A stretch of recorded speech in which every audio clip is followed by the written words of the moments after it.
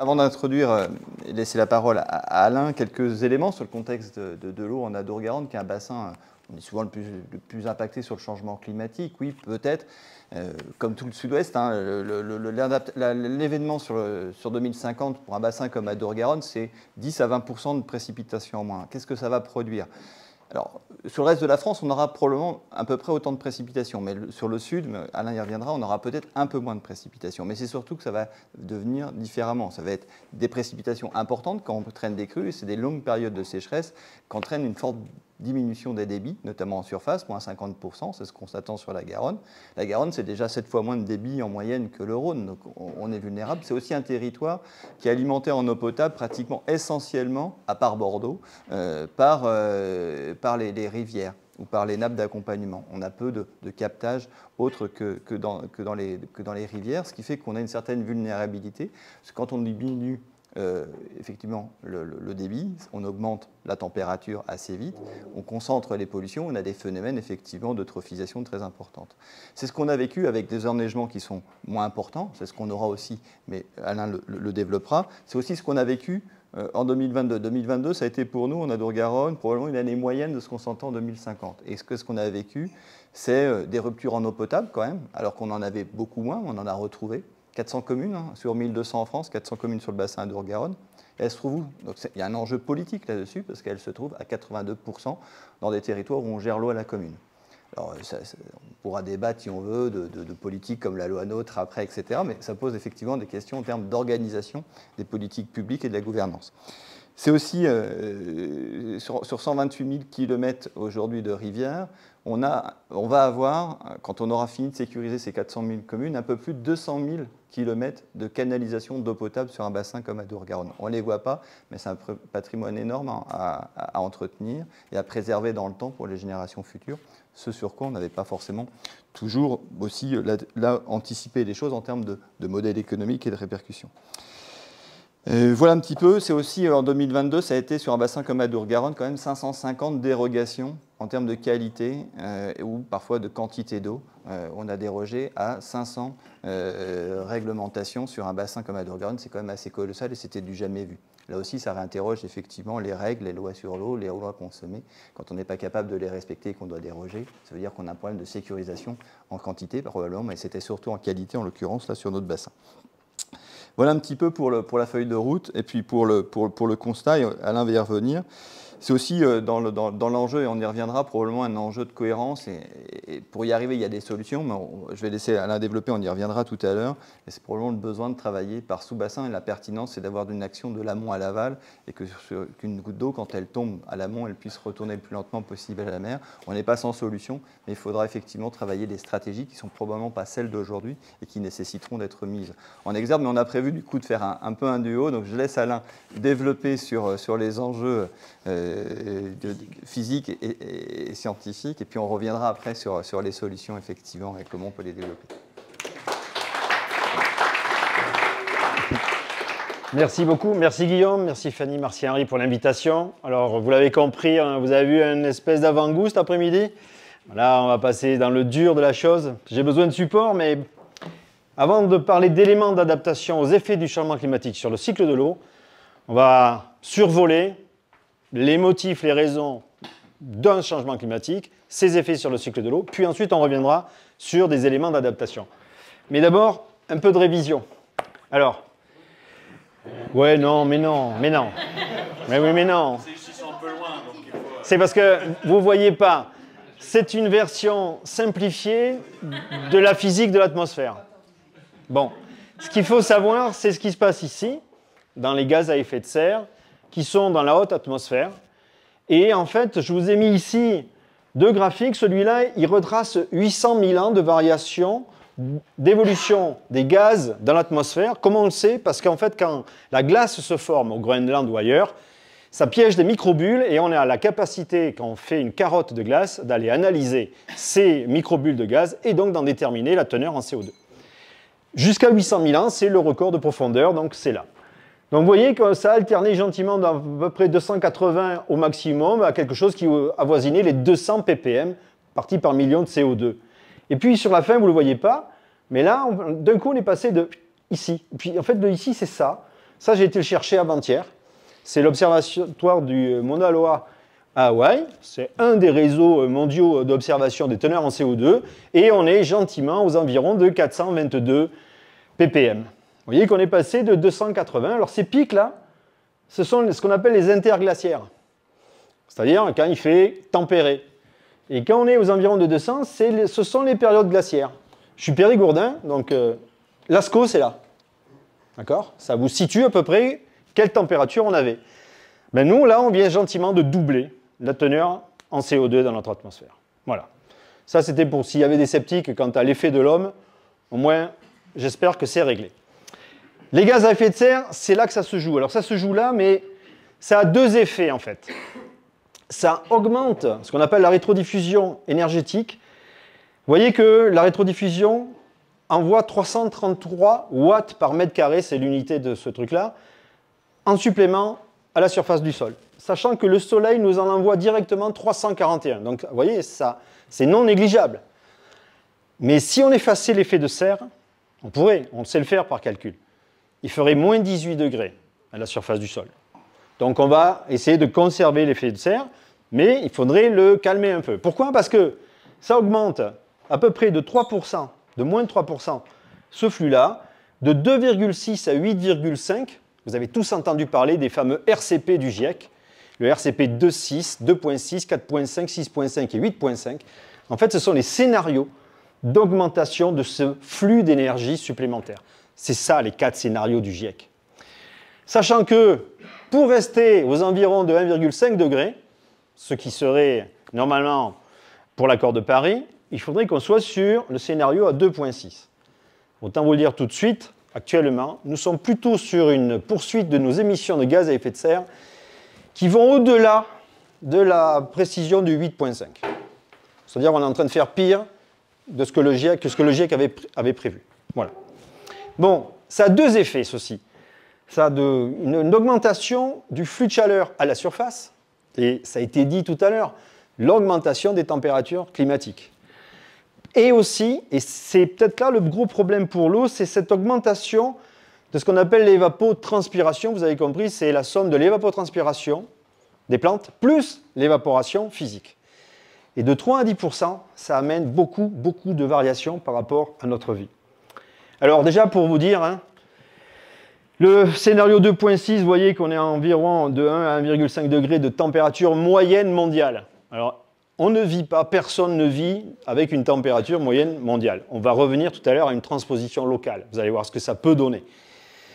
Mais si on est sur du 8.5 en fin de siècle, vous voyez que ici, là, l'Europe, la Méditerranée, on est bel et bien sur du 4 degrés. Je reviendrai tout à l'heure parce que actuellement, le gouvernement en parle. Je vous expliquerai pourquoi on est sur du 4 degrés en France, alors que la moyenne mondiale serait plutôt de 3 degrés. Mais en France, on a un effet supplémentaire, un double bonus.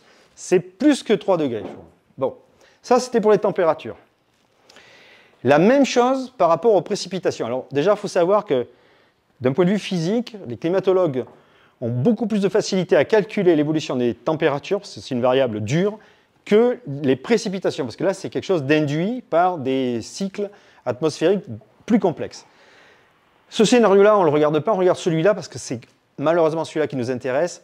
Qu'est-ce qu'il faut lire? Eh bien, il faut lire qu'au pôle et au niveau de l'équateur, vous voyez se dessiner une ceinture d'augmentation des flux de précipitations. Alors, augmentation qui peut aller jusqu'à 50%. Malheureusement, ici, ça sera plutôt des précipitations liquides qui vont avoir lieu et moins de précipitations solides. Autrement dit, il y aura moins de glace sur les pôles, même s'il y en aura encore. Bien entendu, à l'équateur, ça ne se pose même pas la question, c'est du liquide. Mais surtout, regardez, on a deux ceintures tropicales qui se dessinent, notamment une qui vient enchasser, là, entourer le bassin méditerranéen. Ça veut dire que dans les modélisations futures, et cette fois-ci, on est plutôt de moins 10, moins 20, moins 30% de précipitations par rapport à ces deux ceintures plus sèches. On va les détailler, on va expliquer pourquoi, puis on va voir l'effet sur la France. Alors, d'un point de vue climat, heureusement, le changement climatique ne change pas la machine. Le fonctionnement climatique de notre planète est conservé. Il est modélisé ici, enfin schématisé ici, les différents climats se distribuent autour de la planète, autant dans l'hémisphère nord que dans l'hémisphère sud, par des espèces de grosses cellules, presque de convection, qui distribuent des climats au sol et qui vont chercher des courants d'air chaud ou froid en haute atmosphère et les rabattent au sol. Vous avez exactement la même représentation ici en bloc diagramme. Vous avez au sol l'effet de ces cellules, et qu'est-ce que montrent les modélisations du climat? C'est que les deux cellules là, qui régissent le climat du nord de l'hémisphère nord, en fait, remontent vers le pôle.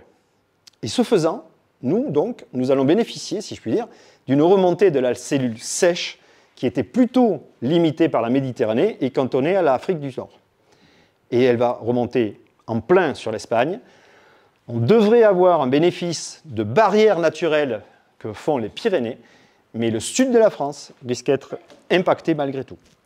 Donc ça, c'est exactement la modélisation. Et en termes de, donc, avec ça, ce plus sec, et par rapport à la distribution des précipitations, sur l'année, voilà ce que ça donne. La carte de gauche, c'est la référence actuelle. Donc en fait, ce n'est pas lisible pour vous, mais c'est la distribution des précipitations moyennes sur jusqu'à 2005 et sur 30 ans. D'accord ? On voit quoi ? On voit que le Massif central, ici, ressort aux environs de 1200-1300 mm. Vous avez ici le reste qui est environ de 900 à 600 mm. Et puis, on a à nouveau un gradient de précipitation dans la partie sud, au pied des Pyrénées. La carte qui est intéressante, c'est celle-ci. Elle est issue des dernières modélisations. En fait, ce qu'il faut voir, c'est que le bleu ciel qui est ici, c'est du zéro, c'est-à-dire pas d'augmentation. D'accord ? Conservation des lames d'eau précipitées. Le bleu foncé, c'est de 10 à 20%, vous voyez, de l'Artois à l'Alsace. Et là, dans la partie sud, sous une ligne Bordeaux, Limoges, Clermont, Lyon, Grenoble, Chambéry, ici en rose pâle, de 0 à moins 10, un peu plus ici, de moins 10 à moins 20, et sur les Pyrénées axiales, alors les Alpes aussi, hein, bien sûr, même chose, et sur les Pyrénées axiales, de l'ordre de moins 30%. Ces données-là ont 2 ans, ça a changé notre vision, c'est-à-dire qu'on est en train de vivre, même à l'échelle de notre territoire, c'est tout petit la France à l'échelle mondiale, ben en fait, il risque d'y avoir une rupture. Et ça a des implications, parce que c'est sorti des dernières modélisations du DRIAS en France il y a 2 ans maintenant. Ça nous a fait réagir, parce que jusqu'à présent, on n'avait pas ça. On avait une continuité, une constance dans les volumes. Là, cette fois-ci, le nord de la France et le sud de la France risquent d'avoir des distributions d'eau différenciées en volume. Par contre, ce qui est sûr, et ce que montre ce graphique-là, ici, vous avez le zéro, le médian. Ça, ce sont les mois d'hiver, décembre, janvier, février, mars, avril, mai, et ainsi de suite. Vous voyez que tous les modèles, quels que soient les scénarios, du 2.6 en vert au 8.5 en rouge, vous voyez que tous les modèles mettent une augmentation des précipitations sur les mois d'hiver. Ça veut dire qu'au global, sur une année, vous avez vu, on risque d'être, nous ici, sur une conservation, mais dans la distribution temporelle des précipitations, on va avoir plutôt des précipitations concentrées sur les mois d'hiver et plutôt normales sur le printemps et à la baisse, et plus on va vers le 8.5, plus on va vers la baisse pour les autres saisons. Autrement dit, quelque chose qui va avoir beaucoup d'eau en disponibilité et en surface pendant les 3 mois d'hiver et de moins en moins au fur et à mesure pendant le déroulé du reste de l'année. Typiquement, l'année 2022. D'accord ? En projection, 2022, une année normale, une année moyenne pour 2050. D'accord ? C'est une exception pour l'instant, ça risque de devenir la normale. Alors, la raison de tout ça, j'en ai déjà parlé cet après-midi, c'est l'évaporation, c'est l'augmentation du vent, la radiation solaire, la température, tout ça augmente ce qu'on appelle le pouvoir d'évaporation de l'atmosphère. Et je vous l'ai dit, je le répète, j'insiste, l'atmosphère, c'est quelque chose qu'on a enclenché, c'est un mécanisme, on ne sait pas l'arrêter. Elle va se servir. Elle va se servir là où il y a de l'eau. Et ça, elle va avoir du mal à la restituer, parce que là aussi, je vous l'ai dit, le principe de Clausius-Clapeyron, le déclenchement des pluies, lui aussi, il augmente avec la température. Donc, une atmosphère plus chargée, qui aspire plus d'eau, qui peut être plus chargée en humidité, et quand elle déclenche une pluie, il y a plus de pluie, plus d'énergie, donc plus de dissipation, plus d'événements locaux qui sont violents, avec des lames d'eau précipitées augmentées. Les rapports du GIEC le disent, hein, le futur, ça sera une augmentation des fréquences des événements on va dire à haut potentiel de précipitation, et donc avec tous les effets qui vont être induits, du ruissellement, de l'érosion, de l'inondation locale, et tout ça, et on va les voir. Voilà. Alors, je vous l'ai dit aussi cet après-midi, c'est une espèce de bilan d'énergie qui est malheureux, mais qui était assez facile à faire. Lorsqu'on regarde en fait cette équation énergie disponible avec son pouvoir d'évaporation et quantité d'eau présente au sol, ben, ça donne cette carte-là qui date de 2012, mais qui est toujours valide.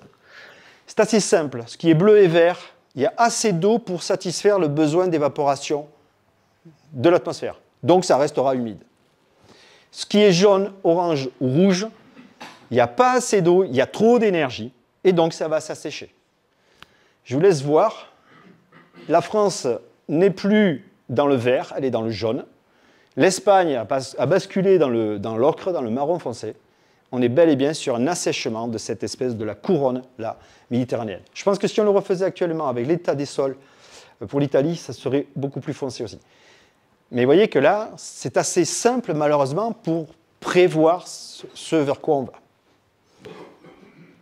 Alors, l'eau, je vous l'ai dit aussi cet après-midi, notre monde est un monde salé.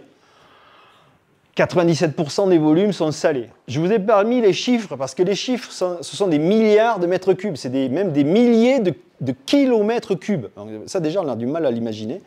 Donc, on va plutôt parler sur des chiffres. 97% d'eau salée, 30% d'eau douce. 70%, un petit 70% de cette eau douce, calotte glaciaire, islandis, glacier, pergélisol, figé sous forme de glace. Les eaux de surface que l'on voit qui paraissent abondantes, qui passent, qui coulent, qui circulent, ainsi de suite, 0,4, 0,5% retenez des volumes. Le reste du stock, les 30%, sous nos pieds. Alors, on dit comme ça, ouais, on dit ok, d'accord, c'est bon, on aura quand même des volumes. Je vais vous présenter une représentation que j'aime bien, que des collègues de l'USGS ont faite. Ça, c'est notre Terre, elle est bleue, elle a des nuages, l'atmosphère c'est bleu parce qu'on a de l'eau, ça diffracte la lumière, bon, ok, c'est bleu. Imaginez la même Terre, c'est poétique hein, quand ça diffracte la lumière comme ça. La même Terre, mais avec l'eau en moins. Et l'eau ramenée à la même échelle que la Terre, dans des sphères. D'accord? Ben, les trois eaux que je vous ai parlé, les voilà. Voilà. Donc on gère un volume fini. On ne crée pas d'eau. Alors, bien sûr, ce sont des sphères importantes. Hein. Celle-ci, elle fait 1200 km de diamètre. Je vous laisse calculer le volume, c'est 4 tiers de pierre cube, un volume de sphère. Bon, ça fait beaucoup quand même. Celle-là, ça c'est l'eau terrestre totale. Ça c'est l'eau douce totale. C'est une sphère qui a, de mémoire, 270 km de diamètre. Et les eaux douces de surface, c'est cette petite sphère-là qui a un diamètre de 50 km.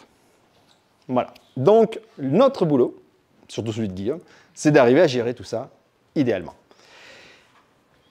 On sait faire des bascules de là, là un peu, mais on ne change pas, on ne modifie pas ce déséquilibre. Il est comme ça, d'accord? Donc il faut le gérer. Ressources finies. Alors, les effets. Vous allez voir, quand vous allez sortir de mon exposé, c'est pas... Heureusement, il y a un apéro après. Mais bon, les effets. Les effets, c'est quoi? Ben, ici, vous avez une représentation de... Ici, ce sont les maximums d'humidité relevés au cours de l'année. Ici, vous avez au cours de l'année. Puis là, vous avez les différents scénarios. Plus c'est violet, plus c'est pire. Et ici, en bas, vous avez les records. En termes d'humidité du sol. Les records les plus bas, bien sûr. Sachez que déjà, l'année 2022, on a quasiment retracé tous les records tout au long de l'année. C'est-à-dire que c'est l'année record la plus sèche qu'on ait jamais enregistrée. Et que montre cette simulation? Ben, en fait, avec le nouveau modèle climatique, on va systématiquement vers du plus bas. Pourquoi? Je vous l'ai dit, l'atmosphère a un pouvoir d'évaporation et elle va se servir, elle prend sa part. C'est tout. Conséquence, ça c'est le RGA. Alors le RGA, à part des spécialistes, ça s'appelle le retrait-gonflement des argiles. ça dit tout. Les argiles, c'est des aluminosilicates en interfeuillé, ça a la capacité de bloquer des molécules d'eau, beaucoup d'eau. Mais voilà, je n'insiste pas. Mais, vous le savez, une argile, c'est le matériau le plus imperméable et c'est le matériau qui contient le plus d'eau. Sauf que ça peut relarguer de l'eau, mais ça ne la relargue pas de manière homogène. Et ça veut dire qu'à un endroit, ici, sous nous, s'il y a de l'argile, ben, elle peut très bien se mettre à relarguer de l'eau là-bas, mais pas ici. Et quand ça relargue de l'eau, ça perd du volume. Et ça, les bâtiments en surface, ça aime modérément. D'accord ? L'année dernière, en 2022, au mois d'août, les assurances, ce sont les assurances qui ont demandé au BRGMN cette étude. C'est pas, ça nous, comment dire, ça nous prépare à, comment dire, enfin, vous avez vite interprété. Hein ? Il y avait plus d'1 million de dossiers d'instabilité de bâtiments au mois d'août l'année dernière, déposés. Ils se sont intéressés en 2020. Vous voyez, déjà. Alors, celle-là, c'est la carte qui fait pleurer pour nous en Gironde. Pourquoi ? Parce qu'en fait, ça, c'était les feux de forêt dans les années 2000, le risque d'incendie dans les années 2000, et ça, c'est le risque modélisé pour 2040. Alors, vous voyez que le triangle landais apparaissait en rouge, c'est-à-dire un même type de risque aussi élevé que le pourtour méditerranéen et ou la Corse. Les forêts ici du Périgord qui étaient en vert, ici, qui n'apparaissaient même pas, apparaissent en jaune. La Sologne apparaît également à risque maintenant. Et bien entendu, oui, le triangle landais, il a été plus qu'à risque. On a bien vu ce qui s'était passé l'année dernière. Lorsqu'un méga-feu peut se déclarer dans ce massif-là, monoespèce, monoculture, ainsi de suite. Pourtant, il y a de l'eau, mais malgré tout, je l'ai dit à certains tout à l'heure, juste avant la période d'incendie, on a mesuré des humidités sol et atmosphériques au niveau du triangle landais équivalentes à celles du Sahara. Ça vous donne à peu près l'échelle des températures et de l'effet d'assèchement qu'il y a sur ça. Donc ça, c'est le risque incendie.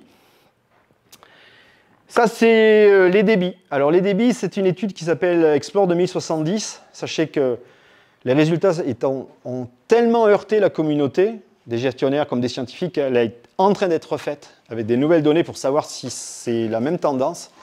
Et c'est l'évolution projetée des débits moyens annuels, cela. C'est les cours d'eau en débit moyen annuel. Alors la légende de la carte est assez simple, même si vous êtes assez loin. Plus c'est bleu, mieux c'est. Plus c'est rouge, moins bien c'est. Vous voyez ? Et les triangles indiquent, avec leur sens, s'il y a une augmentation ou une baisse.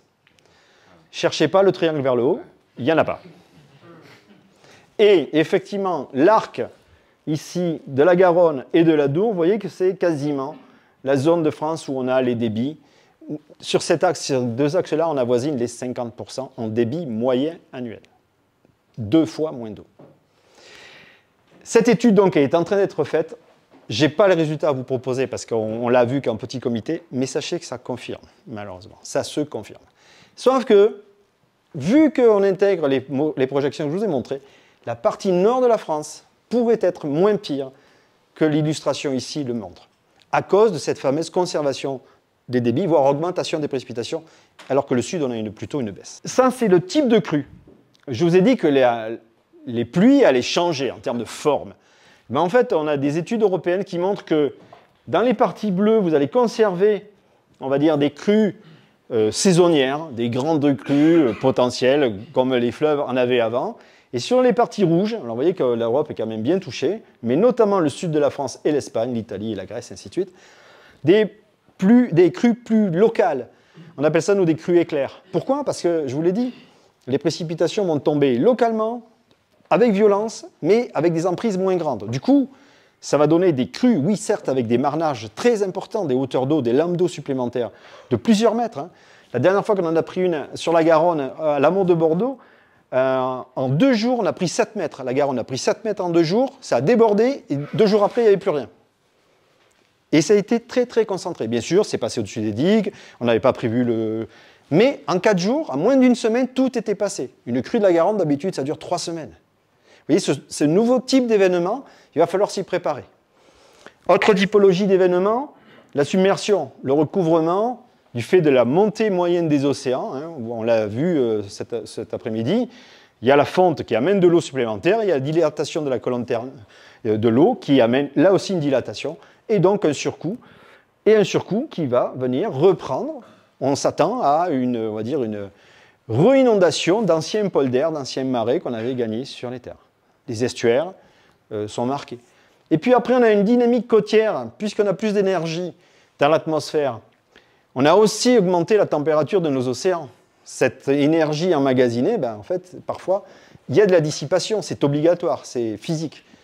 Du coup, on a au moins sur la côte aquitaine, celle que je connais le mieux, vous avez des spots d'érosion, de reprise, comme le Perthus charentais, bien entendu le bassin d'Arcachon et la côte rocheuse basque, là, qui s'érode. On passe d'une côte sableuse à une côte ici rocheuse, mais qui se délite parce qu'on a des coups de boutoir de l'océan qui vient éroder. Et puis le dernier élément, on va dire, du grand cycle de l'eau, je vous en ai parlé cet après-midi, c'est la recharge des nappes. Et bien là aussi, ce n'est pas la bonne nouvelle, parce que nos nappes nous servent de stock et nous servent à passer les périodes critiques en disant celles-là, on les préserve, mais encore faut-il qu'elles soient préservées en termes de recharge. Et malheureusement, les scénarios qui nous sont proposés, quand on les met dans nos modèles hydrogéologiques, ils sont généralement à la baisse. Et vous voyez que là aussi, le quart sud-ouest de la France paye en fait de cette baisse des précipitations avec de la recharge à la baisse. Alors, c'est selon le type d'aquifère. L'aquifère, c'est les nappes dont je vous ai parlé. Plus elles sont profondes, bien sûr, plus elles sont protégées par rapport à ces événements climatiques. Mais plus elles sont profondes, plus elles se rechargent doucement, plus les eaux sont âgées, plus elles sont de qualité généralement, donc plus elles sont réservées à des usages nobles, comme l'eau potable. Mais si on n'a plus d'eau en surface pour satisfaire nos besoins, on est parfois tenté de se dire, allons taper dans ce stock. Donc, où est la gestion? Comment gère-t-on cette gestion-là? Comment partage-t-on cette ressource? Ce sont toutes les questions qui sont actuellement posées pour le futur. Et puis, comment en utilisant? On les utilise pour en laisser aussi pour les générations futures. La gestion durable est une obligation. Alors, je terminerai presque par la qualité, parce que là aussi, bien sûr, la quantité, c'est un peu la fête, mais vous allez voir que la qualité, vous le savez, une température de plus 2 à plus 3 degrés, là aussi pour les eaux, je vous l'ai dit, ça suit littéralement l'augmentation des températures atmosphériques. Ça veut dire moins 5% d'oxygène dissous, déjà, et si ça continue, ça fait 5% de moins encore. Donc pour les espèces, c'est vraiment une des barrières. On va avoir des rivalités entre espèces. La baisse des débits, oui, on s'est constaté, mais c'est là où on rejette nos eaux dites de rejet. Et on mise sur quoi quand on traite une pollution? On mise sur de la dilution. Donc on aura moins de dilution. Alors comment fait-on pour rabaisser les concentrations? Et puis, mais ça c'est évident. Enfin, c'est évident à comprendre. Ce qui l'est moins, parce que c'est plus spécieux, c'est ça. C'est que normalement, un sédiment de rivière a un pouvoir de piégeage de tout un tas de contaminants. Un cortège, on appelle ça l'effet filtre des berges. Sauf que pour que ça marche, et que les berges et les sédiments piègent et gardent les molécules, il faut que la physico-chimique de ces sédiments soit stable. Or, on va augmenter le marnage en crue, on va baisser à l'étiage. Donc on va déstabiliser la physico-chimie, notamment le couple redox de ces éléments-là, et du coup, on le sait, parce qu'on l'a déjà vu apparaître, on a des polluants qui réapparaissent alors qu'ils étaient jusqu'à présent piégés. Et puis après, on a le problème de tout ce qui a été stocké gentiment au-dessus des nappes, suite à tout ce qui est épandage agricole et autres, et ou pollution industrielle, et qui, avec les effets de chasse des nouvelles modes de précipitation, vont réapparaître. On estime qu'on a à peu près 40 ans de stock dans la zone non saturée. Autrement dit, on pourrait avoir des molécules réapparaître qui datent de plus de 40 ans. Des polluants. Oui, bien sûr, des molécules. La chimie, je vais être très honnête, c'est le plus gros pollueur de la planète. À partir de là, j'ai tout dit. Alors, dans le futur, actuellement, si on vous écoutez, et quand on écoute les médias, on entend parler de 4 degrés. Mais bon sang, pourquoi 4 degrés par rapport à la France, sachant que les scénarios du GIEC nous disent que c'est plutôt du 3 degrés quand on a le RCP 8.5. En fait, j'ai piqué une illustration à Olivier Cassou. Il a publié, donc tant mieux. Il y a une droite de corrélation entre l'effet global, moyen, et l'effet local. Parce que, en fait, on tient compte de plus de précision, avec plus de précision de phénomènes locaux. Et au lieu d'aller vers une baisse, pour la France, on va vers une augmentation. Vous voyez? À 3 degrés ici au niveau mondial, ici quand on arrive, on est à plutôt 4 voire 5 degrés au niveau français. Et quand on regarde ce qui peut se passer sur les extrêmes décennales, quinquennales ou centennales, vous voyez qu'on peut aller jusqu'à quasiment 8 degrés d'augmentation en extrême. Mais c'est exactement les lois de statistique. Hein. Malheureusement, on y est. Bon, ici, c'est la représentation graphique de ce que ça pourrait donner. Je vous en ai déjà parlé. Tout est en rouge, en thermique comme en débit. Mais bon, on ne va pas y revenir. Alors ensuite, 2022. Urgence. Ben oui, parce que vous avez ici le thermogramme de l'année. Les périodes, ici, vous avez les températures comparées par rapport à une moyenne. Vous voyez, quand c'est bleu, c'est que c'était plus froid. Quand c'est rouge, c'était plus chaud. Bon, je vous laisse. Ça n'a pas besoin d'être... on fait Polytechnique, on comprend qu'on a eu chaud l'année dernière. On regarde ce qui s'est passé. Je vous ai mis la station de Bordeaux. On est à moins de 30% de baisse de précipitation. On a eu 600 mm, 639 mm sur l'année. C'est rien, c'est une année très très sèche. Et ici, vous avez les cartographies. Ça, c'est l'état des débits des cours d'eau sur les stations de mesure en février 2023. Vous voyez dans quel état on était? Et ça, c'était les nappes libres dont je vous ai parlé, les fameuses nappes libres réactives. Mais voilà l'état. Là aussi, la carte est simple à lire. Plus c'est bleu, mieux c'est. Il y en a peu, il y en avait du côté de la Meuse. Voilà. Donc il faut agir, il faut faire quelque chose. Et là, on a besoin de cohérence et des pouvoirs publics. À toi. Et je m'en finis.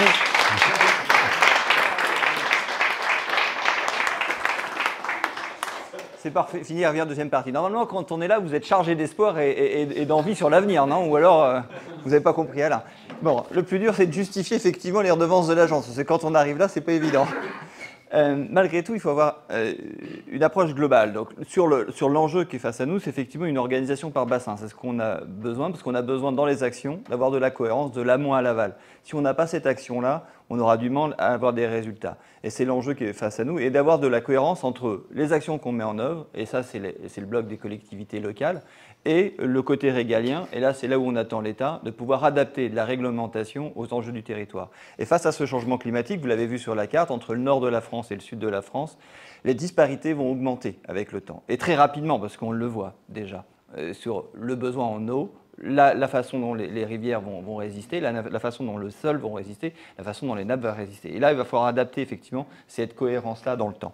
Deuxième chose, c'est effectivement, sur avoir des résultats, on le voit, c'est sur les captages prioritaires, par exemple sur l'eau potable, on a eu des résultats en termes de qualité, on a réussi à baisser au bout de 15 ans parfois en nitrate, je pense notamment sur les zones de Charente ou Vienne ou de Sèvres, ça fait 15 ans qu'il y a des plans d'action. On a aujourd'hui stabilisé en pesticides et en nitrate, voire même diminué en nitrate de façon assez significative. Mais pour ça, on a besoin du régalien, c'est-à-dire que si on a par exemple la moitié des agriculteurs qui jouent le jeu effectivement de diminuer leur dose de pesticides ou de les adapter dans le temps en fonction des besoins, on n'aura pas de corrélation sur les résultats parce que ça ne se mesurera pas dans la rivière si on n'a pas effectivement une application massive. Donc on a besoin de massifier l'action. On a globalement fait des bonnes expérimentations d'ici là, depuis quelques années, mais globalement, si on veut réussir à avoir des résultats, il va falloir massifier les actions, accélérer et de pouvoir effectivement avoir beaucoup plus de planification stratégique dans le temps avec des résultats sur ces enjeux-là. Maintenant, est-ce qu'il y a une solution? Non, c'est des multiples solutions. La première solution, c'est effectivement sur les économies d'eau. Alors là, il y a beaucoup d'efforts à faire et parfois, on a de la réticence. Je prends la reuse par exemple, la réutilisation des eaux usées. On est le dernier pays, on doit faire 0,01% de la reuse en France quand d'autres pays sont à 10 ou la moyenne européenne doit être autour de entre 2 et 3, je crois. Mais c'est vrai qu'on casse le modèle économique. Moi, je prends Toulouse par exemple, une ville qui récupère toutes ses eaux pluviales. Mais elles partent dans la Garonne. Si on les réutilise pour faire un autre usage, c'est vrai que sur l'eau potable, si on remet 10 ou 15% de prélèvements qui sont non assujettis et non payés par l'utilisateur, ça peut poser un problème d'équilibre économique dans les modèles effectivement des collectivités ou des gestionnaires d'eau actuellement. Donc ça, c'est quand même une question de fond à réhabiliter sur le modèle effectivement que ça peut poser. Mais on a besoin de réutilisation. Les fuites d'eau, c'est pareil, c'est un point important. Donc on a progressé, mais on est loin d'être à 1% aujourd'hui. On doit être aux 0,6, 0,7% de renouvellement des canalisations et de lutte sur les fuites. Et le plus gros impact, c'est effectivement sur la gestion. Ce qu'on dit peu, c'est que le moyen le plus efficace pour réduire effectivement les fuites dans les réseaux, c'est quand même la pression. Maintenant, c'est vrai qu'on a aussi besoin d'avoir des systèmes de solutions qui soient beaucoup plus larges. La préservation des zones humides, on l'a vu tout à l'heure sur les effets carbone, mais c'est quand même là où on stocke le plus d'eau. Sur Adour-Garonne, on a à peu près 3 millions d'hectares de prairies naturelles. C'est un tiers de la surface agricole. Un tiers de la surface agricole. Ces 3 millions d'hectares, ça fait 7 milliards de mètres cubes d'eau stockés qui sont restitués chaque année au milieu. Sans ça, on n'est pas capable de gérer la qualité d'eau de nos rivières ni assurer l'eau potable de nos habitants. C'est la première source de stockage d'eau, elle est dans la nature, elle est sur ces zones-là. Et ces zones-là, elles fonctionnent si elles ont des animaux. Aujourd'hui, c'est pas aujourd'hui, c'était en avril, on a des agriculteurs dans les Hautes-Pyrénées et en Ariège qui ont refusé d'emmener leurs animaux dans les montagnes parce que les rivières ne coulaient pas, elles n'avaient pas été réalimentées dans l'hiver. Et ce qui nous pose des problèmes, c'est que si on n'a pas ces prairies naturelles, elles ne stockent pas l'eau, la végétation repart et au printemps, c'est plutôt de la broussaille qu'on va avoir à terme et la fermeture de ces paysages-là, la conséquence, c'est qu'au lieu d'avoir des zones humides, des prairies naturelles qui nous restituent de l'eau, on a de la végétation qui repart et qui nous pompe l'eau et qui ne nous donne pas effectivement d'eau pour réalimenter les rivières avec leur système éponge tout au long de la période estivale. Et ça, c'est une vraie problématique. Déjà qu'on n'a plus de neige ou beaucoup moins de neige, si en plus on ajoute effectivement l'effet éponge des prairies, on ne va pas savoir être résilient très longtemps. Donc il y a une question d'aménagement de politique aussi agricole derrière, clairement, qui est posée sur les choix effectivement de soutien à des activités ou pas. Et ça, c'est probablement l'élément le plus fondamental de la préservation de la qualité et de la quantité d'eau sur notre territoire. Après, il y a tout ce qui est développement de l'agroécologie. Et on sait faire, on a réussi à faire, mais il nous faudra parfois de l'eau. C'est-à-dire que quand on met à la place du maïs un soja, certes, on n'utilise plus de pesticides, c'est intéressant, on draine mieux l'eau et elle s'absorbe mieux, parce que les racines ont un effet, ou du chanvre, par exemple, c'est un effet drainant dans les sols, donc c'est intéressant, ça augmente la résilience des sols. Mais par contre, il faut un peu d'eau, le soja notamment, il faut un peu d'eau tout au long de l'été jusqu'à fin août pour effectivement le sauver. Alors pas dans les mêmes quantités qu'un maïs, mais il faut quand même de l'irrigation pour pouvoir le sécuriser. Et ça, c'est effectivement une question. Et alors, est-ce que l'eau, on pourra effectivement la pomper demain dans les rivières, dans un bassin, avec le contexte que nous a présenté Alain? Non. Non. Donc ça va nécessiter, d'améliorer les stocks de recharge. J'ai parlé des zones humides. Il y a les nappes, il faut qu'on améliore. On a des expérimentations actuellement pour améliorer le remplissage des nappes sur les périodes pluvieuses, la recharge, mais ça, Alain y reviendra tout à l'heure sur un plan plus technique. Et puis, il y a l'enjeu, effectivement, d'avoir du stockage. Alors, est-ce qu'on peut faire du stockage comme on le faisait aujourd'hui? Je ne reviendrai pas sur Sainte-Soline, mais c'est typiquement le genre de projet qui peut poser effectivement question et qui a été posé. La question de la gouvernance. Est-ce qu'on a besoin d'une gouvernance publique? En tout cas, d'Adour-Garonne, c'est le projet le projet politique qui a été posé et adopté. C'est si on veut faire du stockage, c'est multi-usage, que ça se fasse sur l'ensemble des usages, que ce soit une gouvernance publique et non pas l'appropriation par une activité économique. 2, c'est le système de remplissage. En fonction du lieu où on est, il faut effectivement permettre à ce que le remplissage soit sécurisé, n'impacte pas dans le temps. C'est ce qu'évoquait Alain. Quand on est à 200 ou 300 mètres de profondeur ou 100 mètres de profondeur, c'est plusieurs dizaines plusieurs mois, plusieurs dizaines d'années parfois, pour que la goutte d'eau descende. Donc si on pompe effectivement une eau qui met plusieurs mois pour descendre, ça n'a pas d'effet effectivement qualitatif sur le stockage. Autant la pomper en été, ça fera exactement la même chose. Donc il faut plutôt privilégier des nappes, ce qu'on appelle, je laisserai Alain divulguer, les nappes captives ou les rivières qui sont captives effectivement et qui elles souffrent et qui effectivement autour de l'été n'auront plus la même résilience. Donc éviter ces prélèvements sur ces sources-là. Et là, c'est un intérêt d'avoir effectivement du stockage pour sécuriser des systèmes d'agroécologie. Voilà un petit peu cet enjeu-là qui sont devant nous. Donc on n'a pas un système, c'est effectivement l'ensemble des systèmes, et puis il y a aussi l'optimisation. Et c'est un vrai enjeu d'optimisation des systèmes actuels pour pouvoir rehausser certains barrages, améliorer, avoir des systèmes, nous c'est ce qu'on travaille, c'est qu'une même goutte d'eau, essayer d'optimiser les stockages hydroélectriques, par exemple l'été, l'hiver, quand elles ont produit d'hydroélectricité, faire en sorte qu'en fin d'hiver, elle puisse être pleine, par des systèmes de STEP, par exemple, qui relèvent l'eau pendant la période hivernale, pour qu'à la fin de l'hiver, ces systèmes de stockage de l'eau pour l'hydroélectricité en montagne soient pleins pour pouvoir assurer d'autres usages, l'étiage des rivières, sécuriser le volume d'eau dans les rivières, sécuriser l'eau potable et parfois sécuriser aussi l'eau agricole ou industrielle pour pouvoir être plus résilient aux activités économiques. Tout ça, c'est aussi une des solutions que l'on travaille qui est relativement assez intéressant. Il y a aussi reconnecter toutes les retenues agricoles, notamment dans le bassin Adour-Garonne, on est quand même les rois et les champions, on a fait plein de retenues individuelles, il n'y en a que la moitié qui est utilisée aujourd'hui.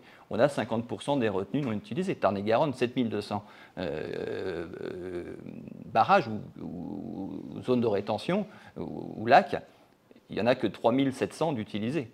Donc il y a plus de la moitié qui ne sont aujourd'hui non utilisés et qui d'ailleurs parfois nous posent des problèmes de qualité parce que quand ils baignent tout l'été au plein soleil, ben c'est des super systèmes pour avoir une dégradation de la qualité avec des systèmes d'eutrophisation qui sont maximales. Voilà, donc ça nous pose aussi ces problèmes de qualité-là. Voilà, donc tout ça pour vous dire qu'on aura besoin de l'ensemble des solutions, mais qu'il va falloir changer, qu'il faut effectivement réinvestir sur cette question de la gestion d'eau. Si on est effectivement sur une gestion telle qu'on l'a aujourd'hui, il est pratiquement illusoire qu'on aura une grande résilience. Et derrière ça, c'est aussi des choix alimentaires qui nous sont posés. C'est des choix aussi, j'y suis peu venu, mais sur les incidences qu'on a dans les rivières quand elles baissent et qu'elles diminuent comme ça, la diminution de la qualité, c'est aussi dû à l'urbanisation, la concentration urbaine. Enfin, tout à l'heure, j'entendais des sujets sur l'urbanisation. C'est vrai que c'est un vrai sujet. Plus on concentre les populations sur des sites, et moins on a effectivement des zones vertes pour effectivement absorber les micropolluants. L'un des rivières telles que la Garonne aujourd'hui, on a fait un colloque micropolluant il y a 1 an, c'est 1 million de molécules chimiques que l'on retrouve dans la Garonne aujourd'hui, 1 million. Voilà, c'est Léon Buzinski qui nous donnait ces chiffres-là, et on n'est pas capable de connaître les interactions qu'elles ont entre elles. Et face à une concentration des pollutions, parce qu'on diminue les débits et une augmentation de la température, il y a des enjeux énormes pour la biodiversité, pour le milieu marin derrière. C'est d'ailleurs parfois ce qui nous provoque des difficultés de baignade ou de qualité des eaux derrière. Voilà un peu les enjeux qui sont face à nous en termes de qualité et de quantité. C'est des enjeux, de choix d'aménagement du territoire, de politique d'urbanisation, c'est aussi des choix effectivement alimentaires. Si on veut effectivement une alimentation de proximité, d'autonomie, ça nécessite effectivement d'avoir une autre gestion de l'eau, une gestion plus propre dans les sols, développer l'agroécologie, développer parfois aussi les stockages pour sécuriser cette agroécologie-là et développer effectivement ce développement économique et équilibre avec l'environnement derrière. Et ça nécessite beaucoup d'évolution dans les approches que l'on a. Alors le plan eau donne des moyens, il restera effectivement probablement à travailler maintenant sur l'organisation et puis le plan sur la réglementation, parce que ça passera aussi par là si on veut avoir une cohérence. Voilà, je laisse la parole à Alain pour aller appuyer les solutions. Du coup, là, ça a été évoqué, vous avez vu, il y a de multiples solutions. Alors parmi, on appelle les solutions fondées sur la nature, hein, ça a été évoqué. On laisse la nature, on redonne une fonctionnalité à la nature. On va stocker de l'eau dans les zones humides. Alors, zones humides, pour moi, ça veut vraiment dire quelque chose avec une biologie associée. Vous avez vu que le changement climatique va quand même chambouler pas mal les choses. Et ces zones-là vont parfois, malheureusement, on ne pourra pas les protéger au sens eau, mais elles vont garder leur capacité de stockage. Donc peut-être qu'on va pouvoir parler de zones hydriques, parce que ça va faire du stockage sans plus avoir les fonctionnalités, mais au moins ça va nous donner du volume d'eau. Parce que ce volume d'eau, on pourra le traiter. Si on n'a pas de volume, on ne sait pas traiter. Vous voyez que c'est des choses qu'il va falloir imaginer. Et puis, je me suis permis d'insister, parce que ça fait l'actualité, vous le savez, Guillaume l'a cité, les stockages hivernaux en vue d'une utilisation en période d'étiage. Autrement dit, les réserves de substitution. Mais il faut se poser la question, ça sert à quoi? Ça sert à augmenter une offre de disponibilité. Vous avez vu que ce n'est pas tant la ressource qui va bouger, mais ce qu'on appelle la disponibilité. Autrement dit, l'adéquation ou la péréquation entre un volume disponible à un temps donné sur un lieu donné. C'est ça qui va poser problème, en fait.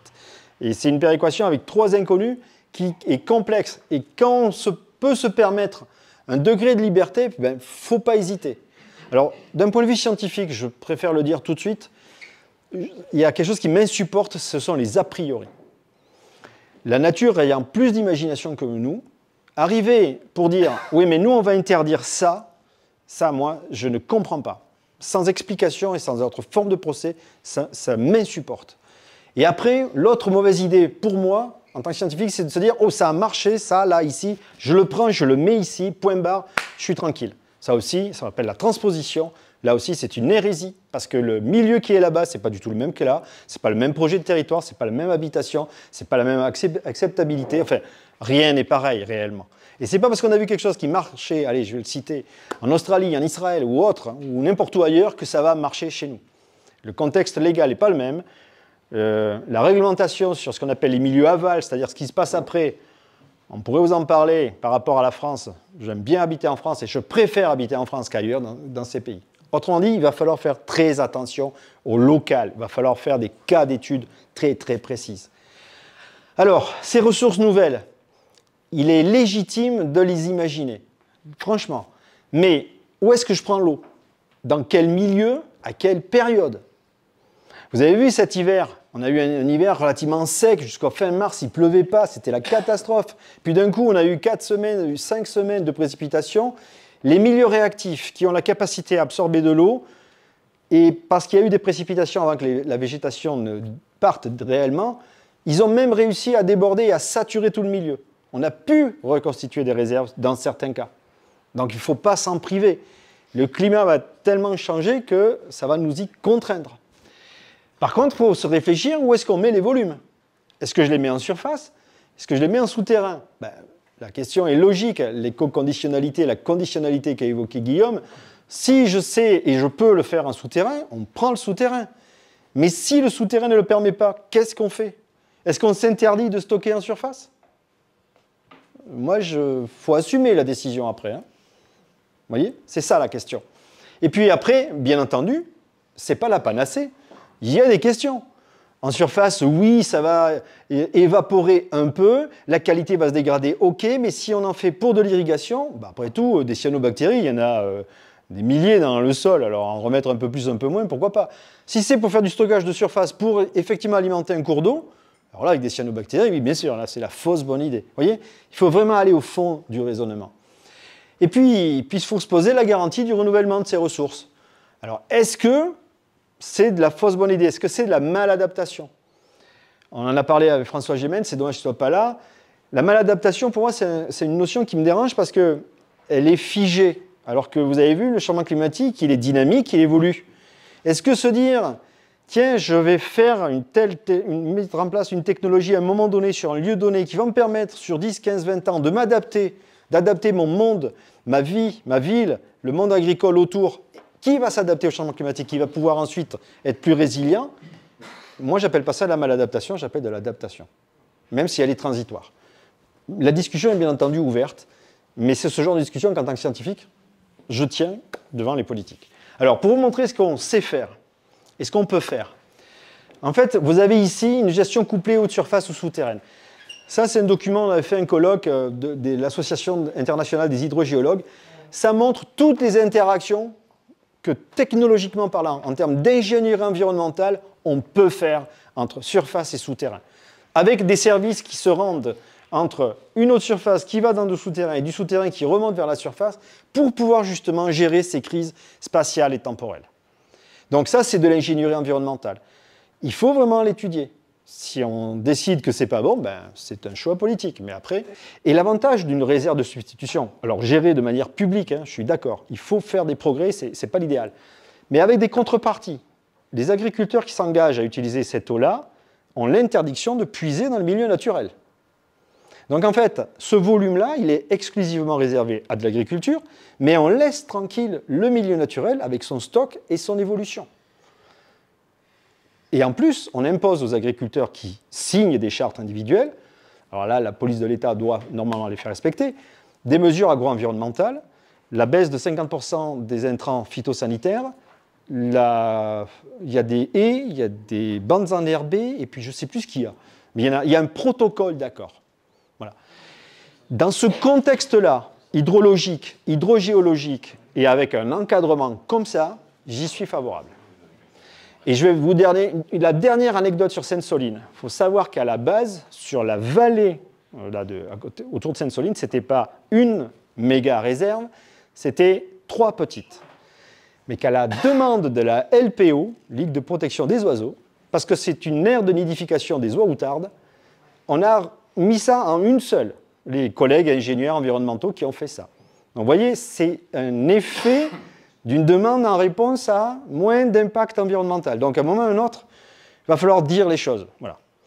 Après, très honnêtement, sur un autre contexte, et vraiment pas loin à côté, sur le Clin, où on est sur une nappe libre, mais plus profonde, à 100 mètres de profondeur, donc avec un cycle de renouvellement absolument pas annuel, là, moi, je me suis déclaré opposé à la création de réserves. Parce qu'on n'est pas dans le même contexte. Parce que les solutions, elles seront très différentes d'un bassin, y compris sur un bassin comme Adour-Garonne, entre territoires. La Dordogne est très, très différente de la Garonne ou de la Charente. Voilà, parce qu'on n'a pas les mêmes bassins, on n'a pas les mêmes têtes de bassin, on n'a pas les mêmes sols. tout ça, on est sur du vivant, donc il faut le prendre en compte et il faut effectivement éviter d'avoir des idées un peu toutes faites, des préconçues. Donc tout est à étudier en fonction des spécificités locales. On n'a pas des nappes non plus partout, hein. On est sur un bassin où la moitié du territoire est dépourvu de nappes. Ici, on peut creuser un moment avant de trouver la nappe, hein. Donc voilà, c'est tous ces sujets-là aussi qu'il faut prendre en compte. Voilà. Et puis il faut savoir et il faut connaître aussi les limites qu'on doit avoir. Voilà.